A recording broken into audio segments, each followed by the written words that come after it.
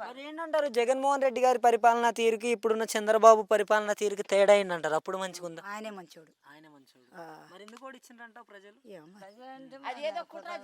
ఏం చేశారో గాని ఆయనే మంచోడు. జగన్ రాష్ట్రాన్ని ప్రజల రక్తాన్ని పీల్చిపోయాడు, ఆయన డబ్బులన్నీ దోచుకున్నాడంట ప్రజలే చెప్తున్నారు వీళ్ళంతా. ఇప్పుడు ఇవన్నీ వాళ్ళకి పెద్దోళ్ళకి తెలుసు. మాకైతే ఏం తీసుకోలేదు, మా కాడేం తీసుకోలేదు. ప్రజల్ని మోసం చేశాడంట జగన్మోహన్ రెడ్డి. మరి వీళ్ళే కంటుండ్రు, వీళ్ళే ప్రెసిడెంట్, వీళ్ళే నెంబర్లు, వాళ్ళే అందరూ. నీ చేతిలో దొరికినోడు నువ్వే దేవుడు, నా చేతిలో బోడికాయ తెచ్చుకుంటాడు అంతే. అసలు నిజంగానే జగన్ ఉన్నప్పుడు అట్లనే చేసిండా? మంచిగా చేసిండు. అప్పుడైనా బాగానే చూసిండు.